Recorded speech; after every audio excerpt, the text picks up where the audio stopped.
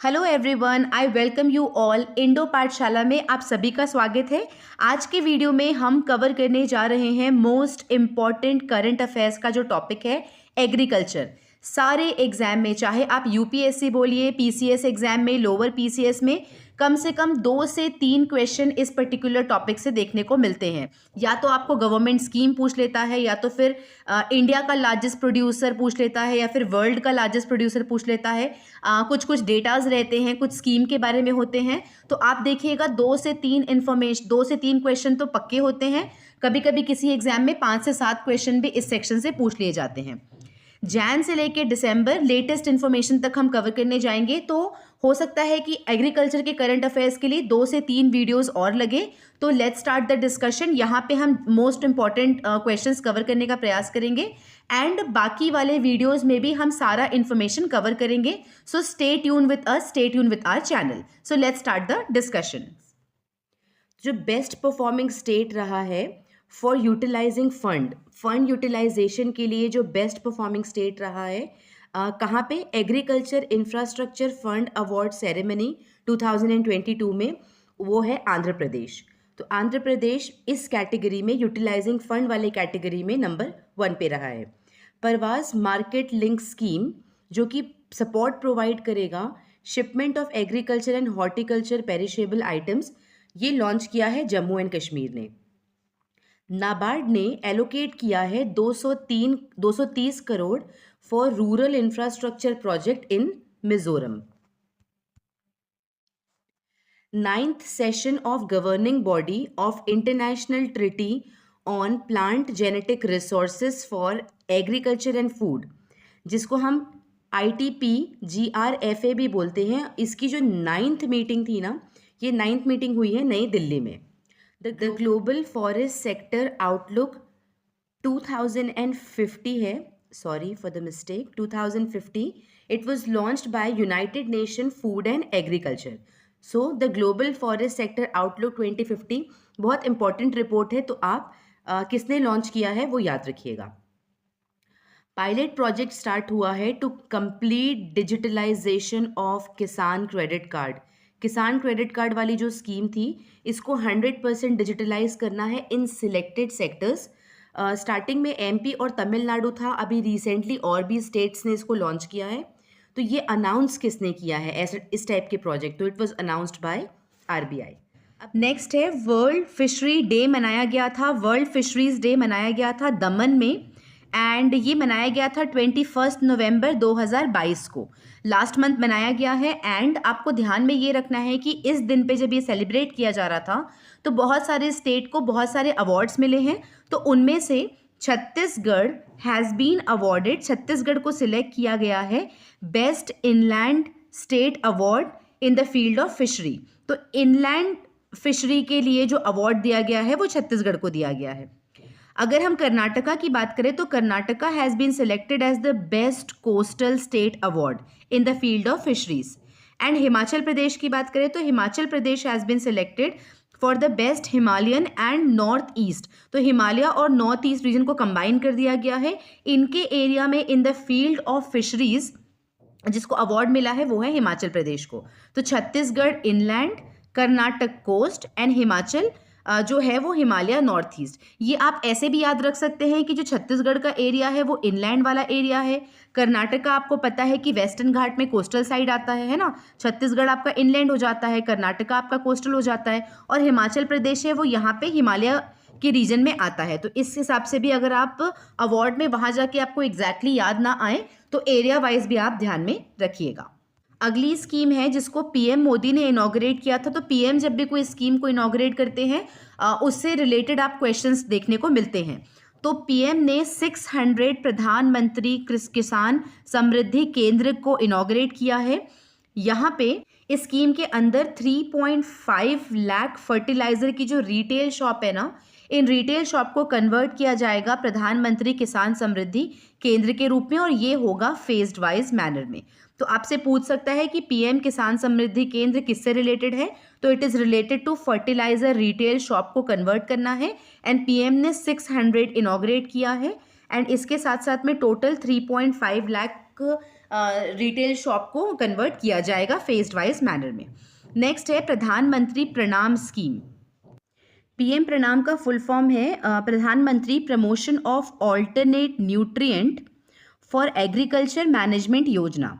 इसके अंदर क्या किया जाएगा क्योंकि आपको पता है कि केमिकल फर्टिलाइज़र के ऊपर जो यूनियन गवर्नमेंट है उसका जो सब्सिडी बर्डन है वो बहुत ज़्यादा है, और ऐसा एक्सपेक्ट किया जा रहा था कि 2022-23 वाले फाइनेंशियल ईयर में it is expected to increase to 2.25 lakh crore rupees, जबकि 2022 वाले फाइनेंशियल ईयर में it was 1.62 lakh crore rupees.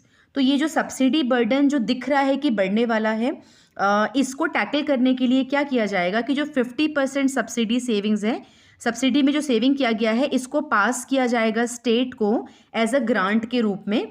तो इससे क्या हो जाएगा, जो सब्सिडी का बर्डन है वो कम हो जाएगा। तो सब्सिडी का बर्डन स्टेट्स के ऊपर कम करने के लिए 50% of the subsidy savings will be passed as a grant to the state. एक बार आप जब भी ऐसे कोई वर्ड्स देखते हैं तो इसको आप स्टैटिक पोर्शन में जाके ना राइट अवे रिवाइज कर लीजिएगा कि ग्रांट किसको बोलते हैं, सब्सिडी किसको बोलते हैं, क्योंकि कभी कभी इस पे वन लाइनर अगर आ जाता है तो आपको थोड़ा सा इसके बारे में पता होना चाहिए। जैसे कि ग्रांट जो होता है वो वन टाइम होता है, कभी इंक्रीज कर सकते हैं कभी डिक्रीज कर सकते हैं, but generally it is given for a specific purpose. तो ग्रांट और सब्सिडी के बीच में आप डिफरेंस देख लीजिएगा स्टैटिक पोर्शन में। जबकि मैं आपको बता सकती हूँ कि ग्रांट जो होता है वो वन टाइम पेमेंट होता है या तो कोई स्पेसिफिक पर्पस के लिए दिया जाता है, जैसे कि यहाँ पे दिया जा रहा है। देखिए सब्सिडी तो केमिकल फर्टिलाइजर में हमेशा हर साल दी जाएगी, और सब्सिडी को एक बार देने के बाद ना उसे हम पुल बैक नहीं कर सकते हैं। एग्जाम्पल के तौर पे जो हम एमएसपी देते हैं वो भी एक सब्सिडी का रूप है। एक बार हमने फार्मर्स को सब्सिडी दी ना तो उसको पुल बैक करना बहुत मुश्किल होता है। तो जब हम देखते हैं कि हमारा जो हम ईयरली किसी पर्टिकुलर सेक्टर को प्रोवाइड करते हैं, और अगर ये जो ईयरली वाला पेमेंट है वो एक्सपेक्ट कर रहे हैं कि वो अगले साल बढ़ने वाला है, तो क्या होता है, मान लो इस साल हम 100 रुपये की सब्सिडी दिए, अगले साल अगर हमको लग रहा है कि सब्सिडी का जो रेट है वो बढ़ने वाला है, मान लो अगले साल वी आर एक्सपेक्टिंग कि ये 125 हो जाएगा, तो इससे होगा ये कि इसके अगले साल ना government can not come back and give 100 rupees back. तो अगले साल भले रिक्वायरमेंट हो ना या ना हो, गवर्नमेंट को 120 से 125 के बीच में सब्सिडी देनी ही पड़ती है। अदरवाइज न्यूज़ में वो मुद्दा बन जाता है कि एमएसपी कम कर दिया, वेलफेयर कम हो रहा है, बिकॉज सब्सिडी को वेलफेयर की नज़र से देखा जाता है। तो सब्सिडी जब भी हमको लगता है ना कि इतना हम दे रहे हैं करंट ईयर में और वो इतना बढ़ने वाला है, तो गवर्नमेंट क्या करती है, if it is able to predict it, prediction अगर अच्छी होती है तो हम क्या करते हैं, माना अगर 100 से 125 हो रहा है ना, तो ये जो 25 रुपये है ना इसको हम वन टाइम ग्रांट के रूप में प्रोवाइड कर देते हैं। क्योंकि ग्रांट एक ऐसी चीज़ होती है जिसको ईयर ऑन ईयर नहीं देना पड़ता है ना, और एक स्पेसिफिक पर्पस के लिए देना पड़ता है कि हाँ यार इस साल सब्सिडी ज़्यादा दिख रही है तो चलो एक बार में ग्रांट दे दे। तो ये जो ग्रांट जो होता है ना, ये ऑब्लिगेशन नहीं होता है स्टेट को कि अगले साल इसको फिर से देना पड़ेगा। दैट इज़ द रीज़न आप समझ सकते हैं स्मार्ट प्ले बोल लीजिए गवर्नमेंट के एंड पे इस चीज़ को, मगर ये करना पड़ता है गवर्नमेंट को, क्योंकि सब्सिडी एक बार दे दी ना उसका अमाउंट सब्सटैंशियल अमाउंट से आप रिड्यूस नहीं कर सकते हो। सो पीएम प्रणाम स्कीम को आप ध्यान में रखिएगा। नेक्स्ट क्वेश्चन है, हाल ही में नीति आयोग ने संयुक्त रूप से एशिया और अफ्रीका में बाजरा that is millet mainstream करना है। बाजरा को मुख्य धारा पे लाने के लिए mapping and exchange of good practices initiative NITI Aayog ने किसके साथ में किया है? तो आंसर है option number B, World Food Programme. याद रखिएगा ये जो प्रोग्राम है mapping and exchange of goods and practices, या तो आपसे पूछ लेगा वर्ल्ड फूड प्रोग्राम या तो आपसे पूछेगा कि वर्ल्ड फूड प्रोग्राम के साथ में किसने किया है, तो नीति आयोग को भी आप ध्यान में रखिएगा। इसके साथ में कुछ एडिशनल इन्फॉर्मेशन देखते हैं ईयर 2023 को, इसलिए ये एक बहुत प्रॉबेबल इंपॉर्टेंट क्वेश्चन है कि 2023 को United nation international year of millet घोषित किया है। मिलेट में क्या क्या आता है? Ragi, jowar and bajra, finger millet, sorghum and pearl millet. India जो है लार्जेस्ट प्रोड्यूसर है मिलेट का, बाजरा का मिलेट प्रोड्यूसर वर्ल्ड का लार्जेस्ट प्रोड्यूसर है, याद रखिएगा। और इंडिया में सबसे ज़्यादा राजस्थान में इसे प्रोड्यूस किया जाता है। Question number 3, recently the cabinet committee on economic affair has hiked fair and remunerative price of which of the following crop. तो एफआरपी किस पे रेज किया गया है? तो एफआरपी रेज किया गया है शुगर में। ऐसे भी FRP शुगर के लिए मिलता है, और बाकी जो 22 क्रॉप है उसके लिए क्या मिलता है, उसके लिए MSP मिलता है। CACP जो है, the Commission of Agriculture Cost and Prices, recommend करता है MSP which is minimum support price for farmers 22 product के ऊपर, और एक प्रोडक्ट ऐसा है दैट इज शुगर केन जिसके ऊपर हम FRP FRP उस पर घोषित करते हैं हमारे जो cabinet committee on economic affairs हैं। फसल के सुधार के लिए स्पीड ब्रीडिंग को बढ़ावा देने के लिए निम्नलिखित में से किस संगठन द्वारा कृतज्ञ 3.0 हैकेथॉन, कृतज्ञ 3.0 हैकेथॉन को लॉन्च किसने किया है? तो option number C, ICAR, that is Indian Council of Agricultural Research ने कृतज्ञ 3 को लॉन्च किया है। 6, ये एक unique drought tolerant variety of crop है। तो ये क्रॉप किससे रिलेटेड है? तो ध्यान रखिएगा, NRC इज related to soybean crop. Next question है वाइट फ्लाई अटैक, जो कि रिसेंटली न्यूज़ में था। वाइट फ्लाई हमले में हाल ही में जो समाचार में देखा गया है, निम्नलिखित में से किस फसल को प्रभावित करता है? Affects which type of crop? तो इसका जो आंसर है, वाइट फ्लाई राजस्थान में अटैक किया है कॉटन को। कॉटन की फसल को राजस्थान में बहुत ज़्यादा वाइट फ्लाई ने अटैक करके उसको प्रभावित किया है। अगला सवाल है PB1882 1882 recently in news is a type of which of the following crop? निम्नलिखित में से किस फसल का एक प्रकार है PB1882? तो इसका करेक्ट ऑप्शन है answer option number D, rice, और दैट टू बासमती राइस का ये एक टाइप है। नेक्स्ट है Bollgard 2 Roundup Ready Flex BG2 RRF, ये किस टाइप का क्रॉप है? तो इसका करेक्ट ऑप्शन है ऑप्शन नंबर डी, कॉटन। याद रखिएगा कि बोलगार्ड 2 और इसके साथ साथ में बोलगार्ड 3 भी अभी एक GM क्रॉप को इंट्रोड्यूस किया है, वो भी रिलेटेड टू कॉटन है। तो बोलगार्ड जो होता है ना, वो अब बोल से आप बॉल बना सकते हैं, एंड बॉल से आप याद कॉटन बॉल बोलते हैं ना, तो दैट वे अगर वहाँ पे आपको क्लिक करना होगा तो राइट ऑप्शन एग्जाम में आपको हिंट मिल जाएगा कि बॉल कॉटन बॉल होता है, इसलिए बॉलगार्ड नाम से जो भी अगर बॉलगार्ड 2 एंड बॉलगार्ड 3 बोलेंगे तो वो सबकी कॉटन की वैरायटी है।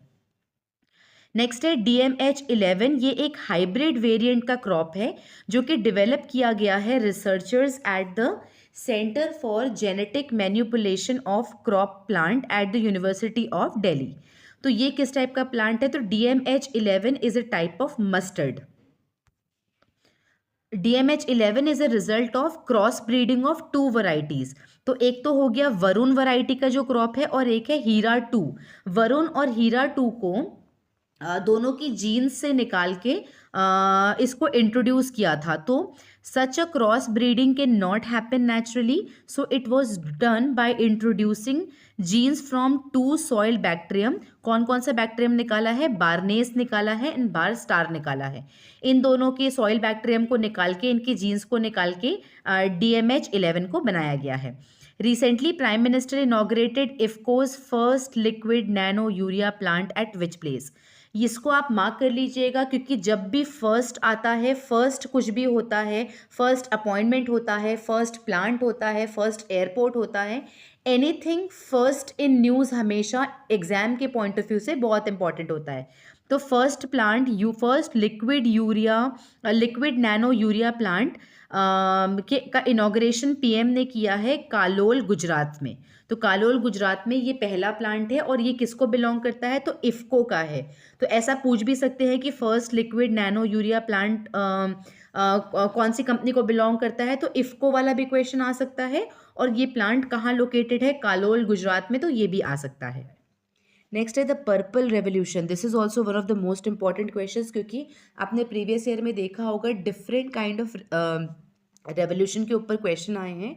तो अभी जो CSIR है इसने लॉन्च किया है। CSIR जो कि ministry of science and technology के अंदर आता है, इन्होंने पर्पल रेवोल्यूशन दैट इज बैंगनी क्रांति को लॉन्च किया है, and this purple revolution is related to option number B, lavender. The Ministry of Science and Technology initiated the Purple Revolution that is called Lavender, इसको Lavender Revolution भी बोलते हैं, जो कि लॉन्च किया था 2016 में और ये किस मिशन के अंदर आता है? अरोमा मिशन के अंदर आता है, जिसको लॉन्च किया है CSIR ने। नेक्स्ट क्वेश्चन है, as per the data from the National Horticulture Board which is the largest mushroom producing state in India for the year 2021 and 22 में? तो इसका आंसर है बिहार। जनरली हम आसाम वगैरह देखते हैं, तो आपको बस याद रखना है कि लार्जेस्ट मशरूम प्रोड्यूसिंग स्टेट हमारे कंट्री में है बिहार। BPSC वालों के लिए बहुत इंपॉर्टेंट क्वेश्चन हो सकता है। नेक्स्ट क्वेश्चन है, according to the third advanced estimate of the area and production of various horticulture crop for the year 2021 and 22 में टोटल हॉर्टिकल्चर प्रोडक्शन कितना हुआ है? तो ये हुआ है, ये थर्ड एडवांस एस्टिमेट के अकॉर्डिंग पूछ रहा है, तो आंसर है option number b, 342.33 million tons. Next है, recently the confederation of Indian industry that is CII has partnered with which company to launch the project वायु अमृत? वायु अमृत एक प्रोजेक्ट है जो कि एक क्रॉप रेसिड्यू मैनेजमेंट इनिशिएटिव है। पंजाब के संगरूर डिस्ट्रिक्ट में इसको लॉन्च किया गया है। तो ये 2-3 टाइप के क्वेश्चन आ सकते हैं कि वायु अमृत किससे रिलेटेड है, कौन से स्टेट में लॉन्च किया गया है, और किसने लॉन्च किया है।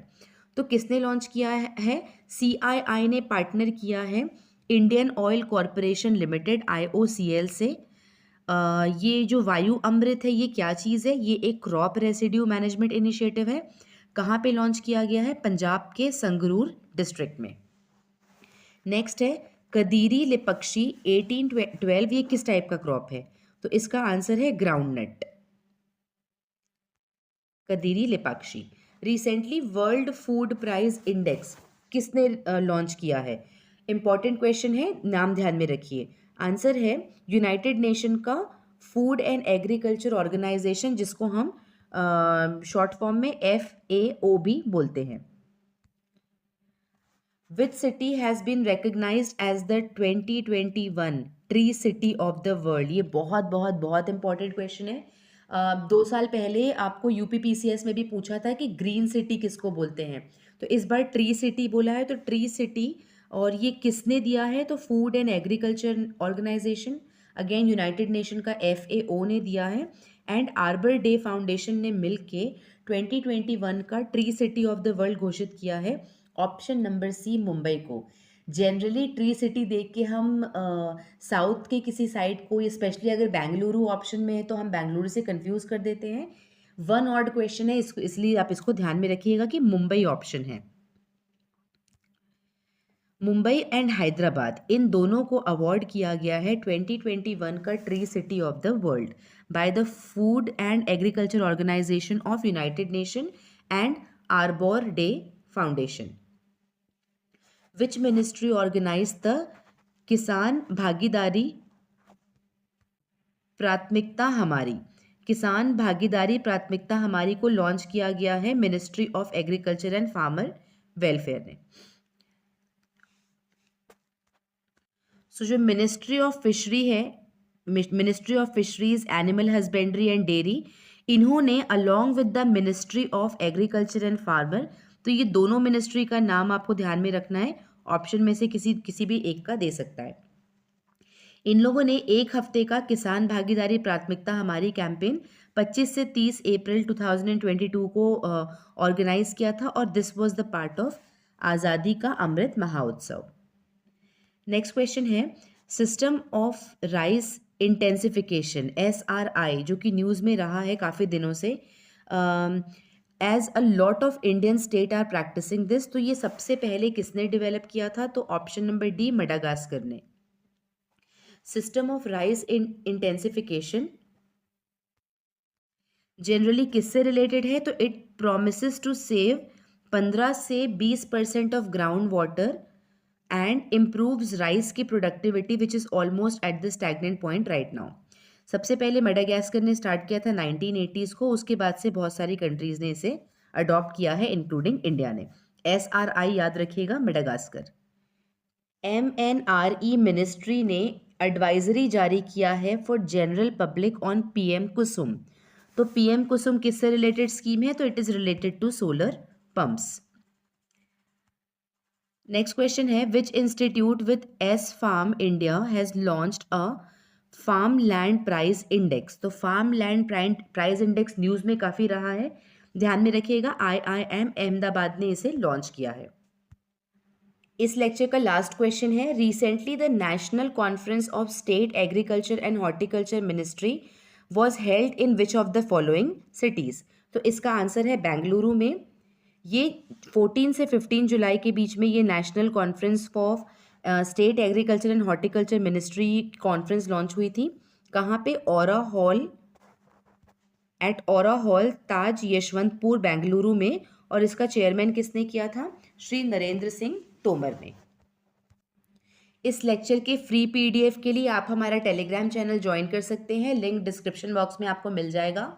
I hope you find this video helpful. If so video को लाइक करिए, कुछ फीडबैक होगा तो कमेंट सेक्शन पे जाके बताइए, और in case if you like our video उसे भी आप कमेंट सेक्शन पे मेंशन कर सकते हैं। We will bring another video related to agriculture very soon, क्योंकि एग्रीकल्चर से रिलेटेड बहुत सारे न्यूज़ आए हुए हैं। So stay tuned with our channel for more information on agriculture current affairs.